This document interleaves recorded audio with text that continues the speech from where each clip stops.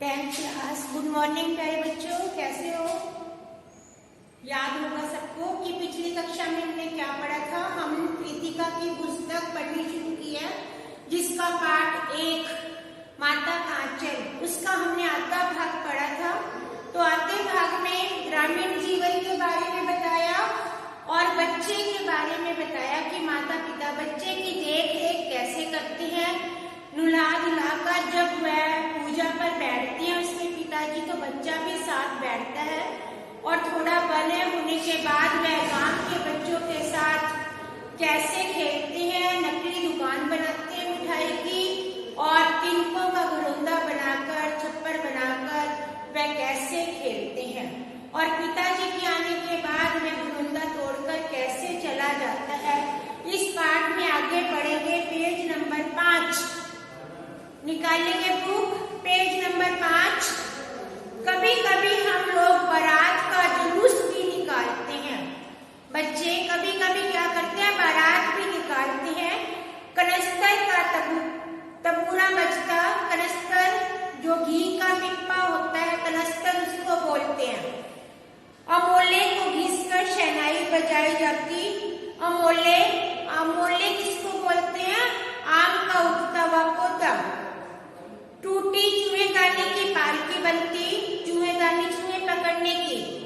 हम समधी बनकर बकरे पर चढ़ लेते। चबूतरे के कोने से चलकर बारात दूसरे कोने में जाकर दरवाजे लगती थी। वहाँ काठ की पटड़ियों से घिरे काठ, लकड़ी, गोबर से लिपे आम और केले की टहनियों से सजाए हुए आंगन में कुल्ले का कलशा रखा जाता था। आम और केले की टहनियों से सजाए हुए आंगन में कुल्ले की कलशा रखा जाता था। वहां पहुंचकर बारात फिर लौट जाती थी। लौटने के समय खटोली पर, खटोली अर्थ लिखो बेटा, छोटी घाट को क्या बोलते हैं? खटोली। लाल ओहर डालकर, ओहर पर्दे का एक कपड़े को बोलते हैं, उसमें दुल्हन को चढ़ा दिया जाता था। लौट आने पर बाबूजी जो ही ओहार उघाड़कर दुल्हन का मुंह निहारने लगते तो ही हम हंसकर भाग जाते। तो यहाँ क्या करते थे? नकली दुल्हन बनाकर उसे लाया जाता था। तो जब पिताजी कपड़ा उतारते थे तो सब बच्चे हंसने लगते थे। थोड़ी देर बाद फिर लड़कों की मंडली जुट जाती थी। इकट्ठा होते ही राय जमती थी कि खेती की जाए। बस चबूतरे के छोर पर घिरनी गड़ जाती, उसके नीचे की गली कुआं बन जाती थी। मूंज की बटी हुई पतली रस्सी में, मूंज बांस की तरह जैसे रस्सियां बनती है ना, बांस की रस्सी, एक चुगड़ बांध गराड़ी पर चढ़ाकर लटका दिया जाता। 2 लड़के बैल बनकर मोट खींचने लग जाते। चबूतरा खेत बनता। अब यहाँ बच्चों, यहाँ गांव का दृश्य बताया कि गांव में खेतों में कैसे काम करते हैं। कंकड़, बीज, ठेंगा, हल, बड़ी मेहनत से खेत जोए बोए जाते। फसल तैयार न लगाती, हाथों हाथ फसल कट जाती थी। काटते समय गाते थे बच्चे। कौन सा गाना गाते थे? ऊंच नीच में गई क्यारी, जो उपजी सोई हमारी। फसल को एक जगह रखकर उसे पैरों में रोंद डालते थे, अर्थात खत्म कर देते थे। कसोरे का सूप बनाकर ओसाते और मिट्टी के दिए के तराजू पर तोलकर राशि तैयार कर देते थे। इसी बीच बाबूजी आकर पूछ बैठते थे, इस साल की खेती कैसी होगी भोलानाथ। फिर बस क्या, हम लोग ज्यों का त्यों खेत खलियान छोड़कर हंसते हुए भाग जाते थे। कैसी मौज की खेती थी। ऐसे ऐसे नाटक हम लोग बराबर खेला करते थे। बटोही भी कुछ देर ठिठक कर हम लोगों के तमाशे देखता था। बटोही यात्री को बोलते हैं, राहगीर, चलने वाले लोग को। जब कभी हम लोग गदरी के मेले में लादमियों का झुंड देख पाते तब हम कूद कूद कर चिल्लाते थे, चलो भाइयों ददरी सातों किसान की मोटरी। कौन सा गाना गाते थे? चलो भाई गदरी। अगर किसी दूल्हे के आगे आगे जाती हुई ओहादार पालकी देख पाते तब हम खूब जोर से चिल्लाने लगते। अगले पेज पे आ जाओ, पेज नंबर 6। रहरी में रहरी पुराण रहरी। रहरी हरर की दाल को बोलते हैं। ढोला के कन्या हमारी मेरी।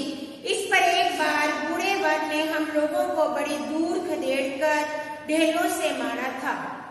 उस खसूट खबीस की सूरत आज तक याद है। बूढ़े को क्या बताया? बुजुर्ग व्यक्ति को खसूट बताया। न जाने किस ससुर ने वैसा जमाई ढूंढ निकाला था, वैसा घोड़ा मुहा आदमी हमने कभी नहीं देखा था। आम की फसल में कभी कभी खूब आंधी आती है। आंधी के कुछ दूर निकल जाने पर हम लोग बाग की ओर दौड़ पड़ते थे। वहीं चुन चुन घुले मिले गोपी आम चबाते थे। आम का नाम क्या था? गोपी। एक दिन की बात है, आंधी आई, पट पड़ गई, आकाश बादलों से घिर गया, मेघ गरजने लगे। अब कौन से समय का वर्णन किया? जब आकाश में बादल छा जाते हैं। बिजली कौंधने लगी, कौंधना चमकना। ठंडी हवा सनसनाने लगी अर्थात चलने लगी। पेड़ झूमने लगे और जमीन चूमने लगे अर्थात आंधी आने पर पेड़ हिलने लगे। हम लोग चिल्ला उठे। एक पसिया की लाई बाजार में छितराई, बरखा उधरे गिलाई अर्थात बारिश आने वाली है। लेकिन बरखा न रुकी, बरखा बरसात, मूसलाधार पानी बरसने लगा। हम लोग पेड़ों की जगह पेड़ों की जड़ से धड़ से सट गए अर्थात बिल्कुल किनारे पर उनसे चिपक कर बैठ गए। कुत्ते के कान में अठई चिपक जाती है। कुत्ते के कान में अठई मतलब एक कीड़ा छोटा सा जो उसके कान में चिपक जाता है। मगर बरखा जमी नहीं, थम गई। बरखा बंद होते ही बाग में बहुत से बिच्छू नजर आने लगे। हम लोग डर कर भागे। हम लोगों में बेजू बड़ा ढीठ था। बेजू कौन है? एक बच्चे का नाम। बीच में मुसन तिवारी मिल गए, फिर एक बच्चे का नाम तिवारी। बेचारे बूढ़े आदमी को सूझता कम था, बेजू उनको चुराकर चला गया। बुढ़वा बेईमान मांगे करेला का चोखा। बूढ़ा व्यक्ति करेला मांग रहा है। हम लोगों ने भी बेजू के सुर में सुर मिलाकर यही चिल्लाना शुरू कर दिया। मुसन तिवारी ने बेतहाशा दहाड़ा अर्थात मुसन तिवारी बहुत जोर जोर से चिल्लाने लगा। हम लोग तो बस अपने अपने घर की ओर चले। हम न निकल सके। तिवारी जी सीधे पाठशाला में चले गए। पाठशाला में वहां से हमको और बेजू को पकड़ लाने के लिए 4 लड़के गिरफ्तारी वारंट लेकर छूटे अर्थात 4 लड़कों को पकड़ लिया गया। इधर जो ही हम लोग घर पहुंचे त्यों ही गुरुजी के सिपाही हम लोगों पर टूट पड़े। बेजू 9-2-11 हो गया। 9-2-11 होना भाग जाना, मुहावरे का सुंदर प्रयोग। हम पकड़े गए। फिर तो गुरुजी की ने हमारी खूब खबर ली अर्थात खूब पिटाई की। बाबूजी ने यह हाल सुना, वह दौड़े हुए पाठशाला में आए। गोद में उठाकर कुछ काटने लगे, फुसलाने लगे। हम दुलारने पर चुप होने नहीं लगे थे। रोते रोते उनका कंधा आंसुओं से भर गया था। किसका? पिताजी का। गुरुजी की चिचोरी करके, चिचोरी प्रार्थना करना, हमें घर ले गए। रास्ते में फिर हमारे साथी लड़कों का झुंड मिला। वे जोर से नाचने गाने लगे। माई पकाई घर घर पुआ, हम खाई पुआ ना खेलन जुआ अर्थात माता जी ने पुआ पूड़ियां बनाई और हमने पेट पेट भरकर खाई। फिर क्या था, हमारा रोना धोना भूल गया। हम हट करके बाबूजी की गोद से उतर पड़े और लड़कों की मंडली में मिल मिलकर लगे वही तानसुर अल्पाने। लड़के सामने वाली मकई के खेत में दौड़ पड़े। उसमें चिड़ियों का झुंड चल रहा था। बच्चे कहाँ चले गए? खेत में। किसके? मकई के। मकई के दाने आप खाते हो ना, जिसको सिंपल भाषा में छल्ली भी कहा जाता है। हम खेत से अलग खड़े होकर गा रहे थे, राम जी की चिरई, राम जी का खेत, खा लो चिरई भर भर पेट। चिरई यहाँ किसको बोलते हैं? गन्ने को। गन्ने को चिरई कहा जाता है बच्चों। तो अब बच्चे गन्ने के खेत में चले गए और जोर जोर से गाना गाने लगे कि भगवान जी परमात्मा की चिरई है, पेट भर भर कर का खा लो। हम में से कुछ देर बाबूजी और गांव के कई आदमी खड़े तमाशा देख रहे थे। यही कहकर हंसते थे, चिड़िया की जान जाए लड़कों का खिलौना। सचमुच लड़के और बंदर पराई पीर नहीं समझते। यहाँ बताया, जो छोटे बच्चे और बंदर दूसरों की पीड़ा को अनुभव नहीं करते। एक किले पर जाकर चूहों के बिल में पानी उलझने लगे, अर्थात डालने लगे। नीचे से ऊपर पानी फेंकना था, सब थक गए। तब गणेश जी के चूहे की रक्षा के लिए शिव जी का सांप निकल आया। रोते रोते हम लोग बेतहाशा भागे। सांप को देखकर बच्चे क्या किया? भागने लगे। कोई औंधा गिरा, कोई अंटा चीट, किसी का सिर फूटा, किसी के दांत टूटे। अर्थात जब बच्चे भागने लगे तो कोई गिर गया, कोई उल्टे मुंह गिरा, कोई सीधे मुंह गिरा, किसी के दांत टूट गए। सभी गिरते पड़ते भागे। सारी देह लहूलुहान हो गई। लहूलुहान खून से भर जाना। पैरों के तलवे कांटों से छलनी हो गए, अर्थात पैरों में कांटे चुभ गए। पेज नंबर 1 पे आ जाओ।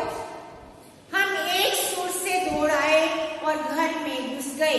बाबूजी बैठक के ओसारे में बैठकर, ओसारा बालकोनी बरामदे को बोलते हैं, जिसको इंग्लिश में बालकोनी बोलते हैं, वैसे हम उसको बरामदा भी कहते हैं। मैं रुक कर गुड़गुड़ा रहे थे। गुड़गुड़ाना, पीना। उन्होंने हमें पुकारा। अनसुनी करके हम दौड़े, मैया के पास चले गए। कहाँ चले गए? माता के पास। पुकारा किसने था? पिताजी ने। दौड़े किसके पास? माँ के पास। जाकर उसकी गोद की शरण ली। मैया चावल अम्मियाँ कर रही थी। अम्मियाँ, माँ क्या काम कर रही थी? चावल को साफ कर रही थी। हम उसी के आंचल में छिप गए। आंचल, गोद। बच्चे कहाँ छिपे? माँ की गोद में। हमें डर से कांपते देखकर वह रो पड़ी, सब काम छोड़ दिया। अब माँ ने क्या किया? जब अपने रोते हुए बच्चे को देखा तो उसने कामकाज को छोड़कर उसे गोद में बिठाकर उसे चुप कराने लगी। अधीर होकर हमारे भय का कारण पूछने लगी।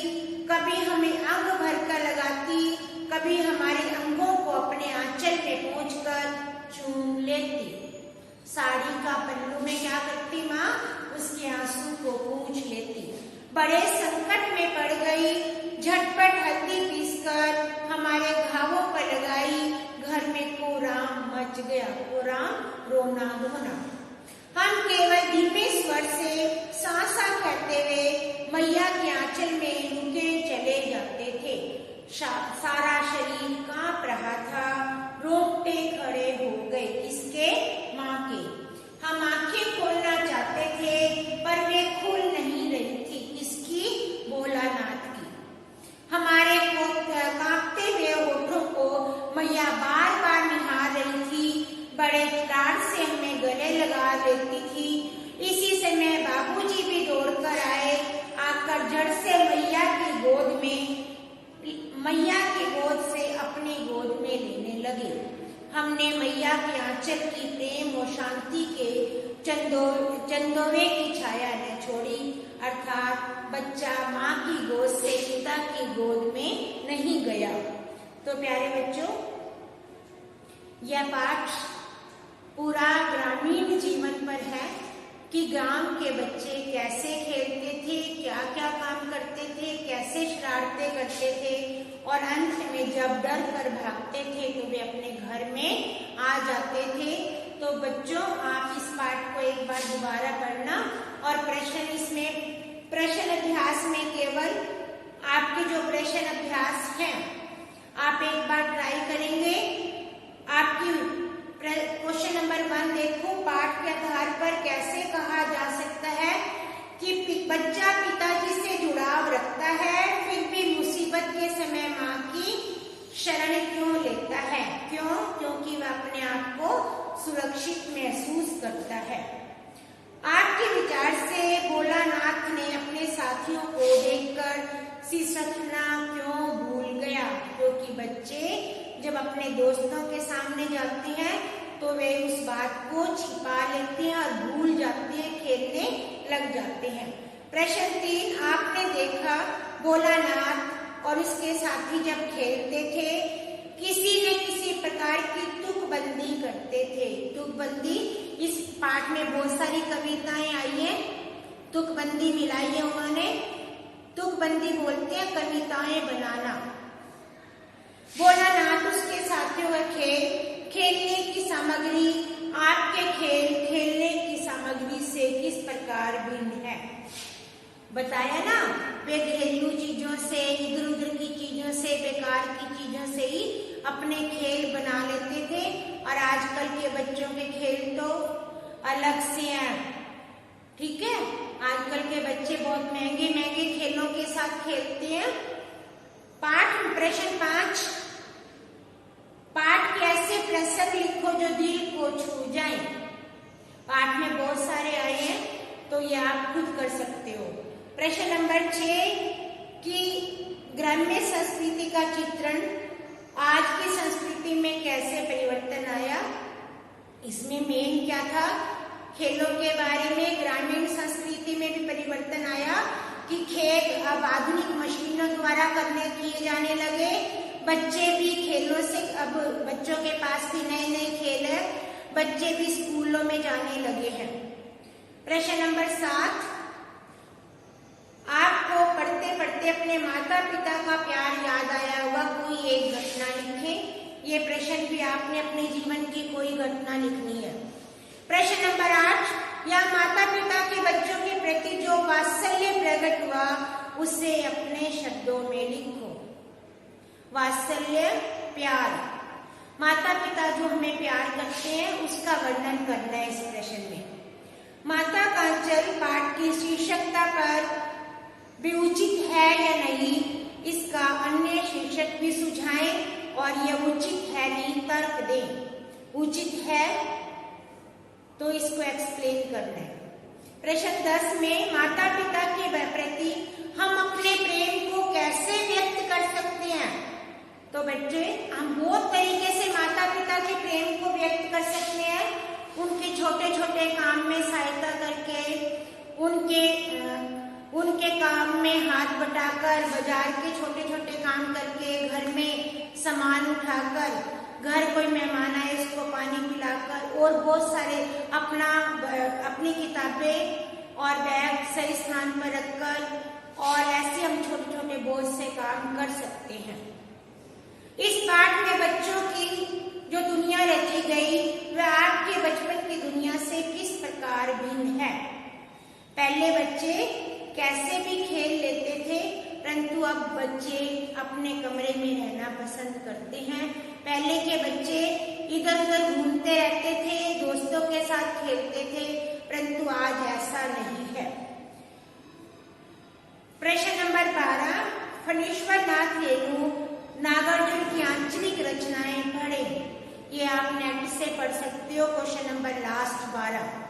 तो ठीक है बेटा, इस पाठ का अभ्यास कार्य अगर आपको भेज दिया जाएगा। सुंदर राइटिंग में अपने प्रश्न उत्तर लिख लेना और आप लिखते समय बोल बोल कर लिखा करो ताकि साथ साथ याद हो जाए। धन्यवाद।